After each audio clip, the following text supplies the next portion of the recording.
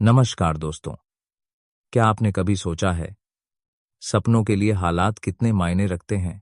चलिए, आज मैं आपको अरुण की कहानी सुनाता हूं। एक ऐसे लड़के की जो मिट्टी की दीवारों वाले घर में पैदा हुआ।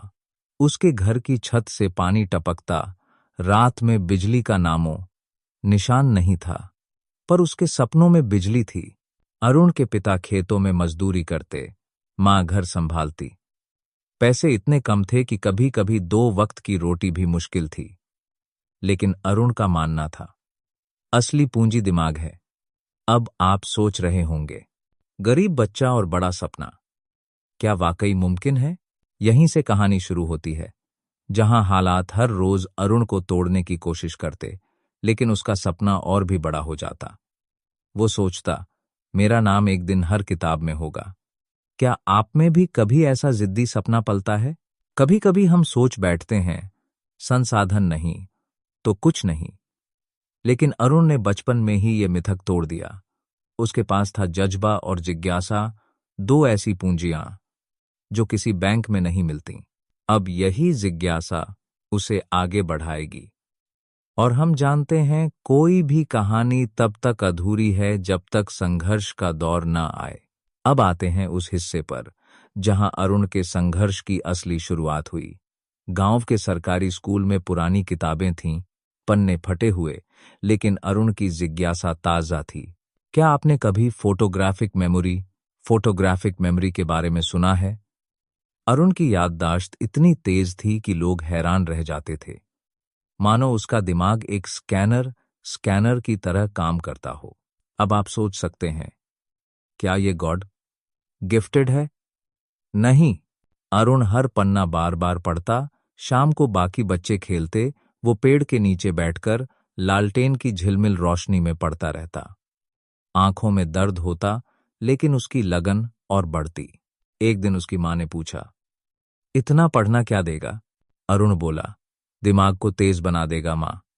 सोचिए, अगर हम अपनी याददाश्त पर इतना ध्यान दें, हर दिन दोहराएं, लिखें, क्या हमारी मेमोरी भी सुपर पावर नहीं बन जाएगी?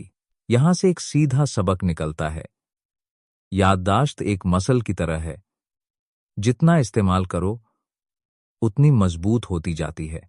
अब कहानी मोड़ लेती है। 10वीं के बाद अरुण ने बड़ी जिद के साथ फैसला किया, अब तो शहर जाकर पढ़ूंगा। लेकिन शहर जाना क्या इतना आसान था? घर में पैसे नहीं, रिश्तेदार मदद को तैयार नहीं। उसने खेतों में मजदूरी की, छोटे मोटे काम किए, पैसे जोड़े। और एक दिन जब शहर पहुंचा तो उसकी आंखें चौंधिया गईं। ऊंची इमारतें, तेज रफ्तार गाड़ियां, हर तरफ भीड़।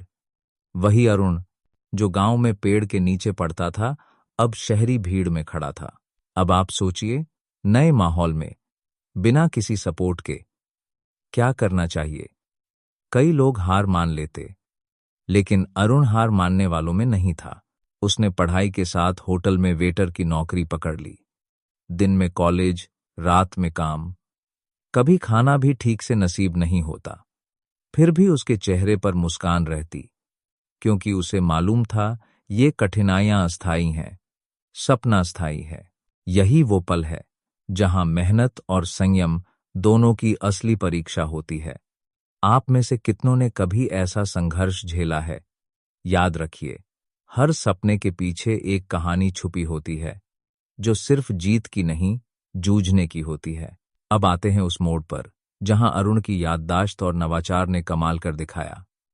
कॉलेज में एक दिन प्रोफेसर ने पूछा, इतिहास की पूरी किताब का सार कौन सुना सकता है? अरुण ने हाथ उठा दिया। सारी क्लास अचंभित थी, लेकिन अरुण ने बिना देखे किताब का सारांश बोल दिया। सब दंग रह गए, और उसी दिन उसे वॉकिंग लाइब्रेरी कहा जाने लगा। यहां दिखती है म्नेमोनिक्स जैसी तकनीक, जिसमें इंसान याददाश्त को ट्रिक से मजबूत करता है। फिर कॉलेज में नवाचार प्रदर्शनी, इनोवेशन फेयर हुई, जहां अरुण ने गांव के लिए सोलर लालटेन बनाई, जो सस्ती, सुरक्षित और टिकाऊ थी। पहले लोग हंसे, गांव का लड़का क्या नया कर लेगा? मगर जब उसी प्रोजेक्ट ने पहला स्थान जीता, तो वे ही लोग ताली बजाने लगे।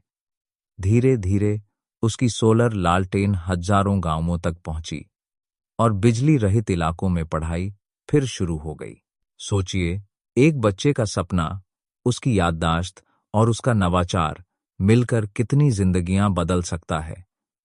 अब आप खुद से पूछिए, क्या हमें भी अपनी आदतें और सोच बदलने के लिए तैयार रहना चाहिए? सफलता जब आने लगती है तो चुनौतियां और बड़ी हो जाती हैं। अरुण की सोलर लालटेन ने जब नाम कमाया तो बड़ी कंपनियां उसके रास्ते में आ गईं। किसी ने पेटेंट चोरी की कोशिश की, किसी ने पैसे देकर राह रोकने की। अब आप सोच रहे होंगे, छोटा लड़का बड़ी कंपनियों से कैसे लड़े? लेकिन अरुण ने डटकर मुकाबला किया। उसने सीखा, सफलता जितनी बड़ी, विरोध उतना ज्यादा।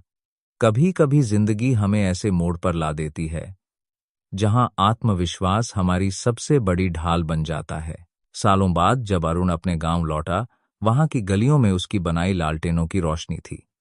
वही लोग जो कहते थे किस्मत नहीं बदलती, अब कहते थे मेहनत सब कुछ बदल सकती है।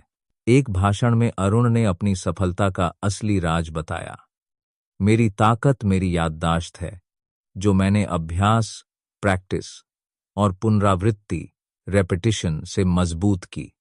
कोई भी दिमाग मसल की तरह है, जितना ट्रेन करो उतना बढ़ेगा। तो दोस्तों, अगली बार जब आप कहें मुझे याद नहीं रहता, तो याद रखें, दिमाग को ट्रेन कीजिए, दोहराइए, सोचिए, लिखिए। यकीन मानिए, आपकी मेमोरी भी अनलिमिटेड हो सकती है। यही है असली सफलता का फॉर्मूला।